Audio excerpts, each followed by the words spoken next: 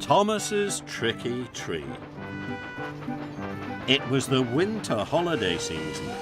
All the engines on the Thin Controller's railway were very busy. Skarloey was pulling trucks of holly and mistletoe from the woods. Mighty Mac was taking holidaymakers to the mountains. And Sir Handel was taking a special present to the wharf for the Fat Controller. It was the winter holiday tree. Thomas was very excited. The Fat Controller had chosen him to collect the tree from the wharf. He was to take it to the town square in time for the winter party. When Thomas arrived at the wharf, it was very busy.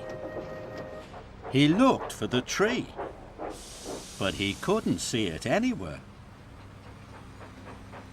Duncan puffed up. "Are you looking for something, Thomas?" he chuffed cheekily.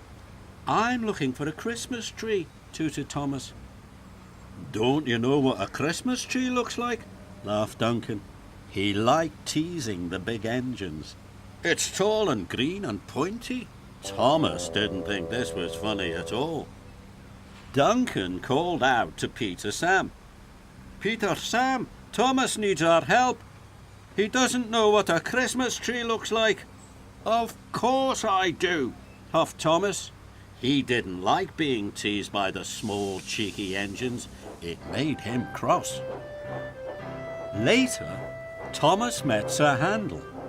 "Thomas," Sir Handel began, "the Christmas tree is—" "Tall and green and pointy," chuffed Thomas. "Thank you, Sir Handel. I don't need your help." Sir Handel was puzzled, but Thomas had already wheeshed away. Thomas chuffed into a warehouse. Rusty was there. "Hello, Thomas," he honked happily. "Can I help?" "No, thank you, Rusty," Thomas tooted quickly. He looked around. He couldn't see the tree anywhere. Thomas was beginning to worry.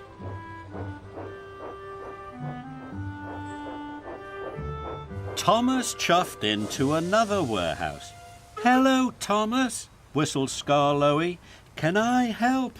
Thomas didn't want to be teased by another little engine. "No, thank you, Skarloey," he puffed.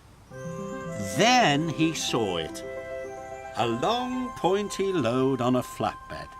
It was covered in a tarpaulin. "I've found it," tooted Thomas excitedly. "The Fat Controller will be waiting for this tree." "What tree?" Skarloey whistled, but Thomas had wheeshed away.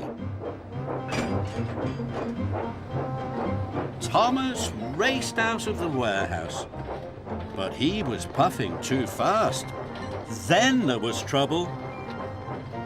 Thomas took the wrong track. He applied his brakes hard. "Cinders and ashes!" cried Thomas. He heard the flatbed crash into the buffers, then splash into the canal. "Oh no, the Fat Controller's tree!" cried Thomas. "It's not a tree, Thomas," whistled Skarloey. "That's what I was trying to tell you. It's a load of pipes." Thomas's cheeks turned red. "Sir Handel delivered the tree this morning," Skarloey added. "So only he knows where it is," puffed Duncan. Thomas was a big engine, but he couldn't have felt smaller, and he couldn't have felt sillier. The quayside cranes lifted the pipes out of the water. Thomas was worried. It was getting later and later. Thomas knew there was only one engine that could help him, and that was Sir Handel. He chuffed quickly away.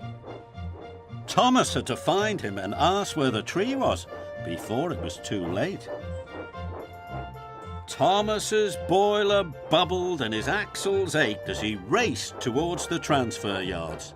He thought Sir Handel would be there. And Thomas was right. Sir Handel was there. "I've been a very silly engine," Thomas wished. "I didn't want to listen to you. I thought I knew better than the little engines, but I don't." Sir Handel listened carefully. "I need to find the tree," Thomas puffed, "and there's no time to lose." "Of course I'll help you," chuffed Sir Handel. "Follow me, Thomas." Thomas's smile stretched from buffer to buffer. Sir Handel was fast, but Thomas puffed quickly after him. The Fat Controller would be waiting. Thomas was coupled up to the tree. "Thank you, Sir Handel," chuffed Thomas. "Now I must hurry." "I'm sorry I teased you," whistled Duncan. Thomas smiled. "I'm sorry I didn't ask for your help," wished Thomas. And he raced away. That night, the Fat Controller switched on the tree lights. They looked wonderful. The children clapped and cheered. "I may be big, but I can still ask for help," tooted Thomas, and his smile was as bright as the lights.